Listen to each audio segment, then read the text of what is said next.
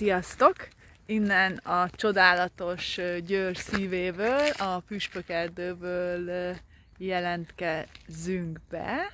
Jelen pillanatban most még csak engem látok, de egy új dologra készülünk, hogy egy kicsit így egyrészt, hogy kilépjünk a komfortzónánkból, kettő pedig az, hogy jobban megismerjük egymást, illetve megismerjetek minket, és az olajok iránti szeretetünket, szerelmünket, meg minden mellett, hogy mi az, amilyen hozzájárulás lehetünk még esetleg a ti életetekben.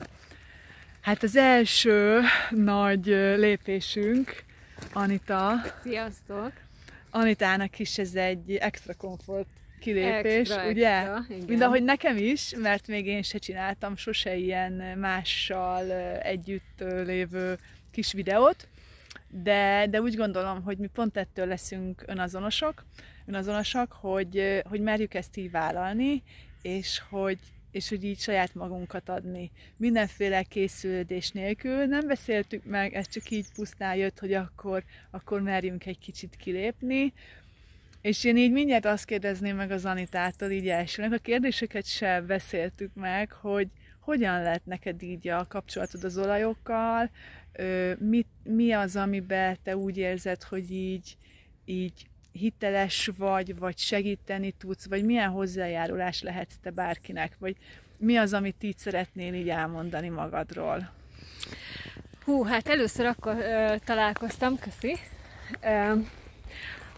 a gondolattal, hogy amikor a gyerekeim kicsik voltak és betegek, és be kellett venni a lázcsillapítót, 3-4 óránként lázat csillapítani, mert felszökött, és a dobozt elolvasva, hogy az egyik a májat károsítja, a másik a vesét, ne add folyamatosan, csak az egyiket felváltva, és így abba gondoltam bele, hogy ezt régen hogy csinálták? Mert nem hiszem el, hogy csak így lehet, hogy közben károsítjuk még tovább a szervezetünket, mert ilyen-olyan mellékhatások vannak, és így kezdtem el keresgetni azt, hogy mit lehetne másképp csinálni, és 2019-ben vitt el sógornőm egy ilyen illatolásra, és amikor megillatoltam a citromot, akkor tudtam, hogy ez egy igazi citromból készült, nem mű, és sokat hezitáltam, lehet, hogy mások is így vannak ezzel az ára miatt,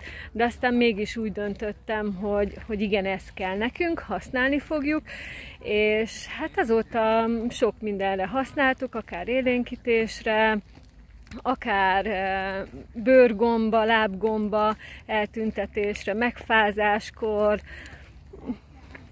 sorolhatnám a listát hosszan-hosszan, és használjuk. És ezt szeretném átadni másoknak is, hogy lehet másképp is, lehet mellékhatásoktól mentesen is gyógyítani, és jobbá tenni a mindennapjainkat. Köszi!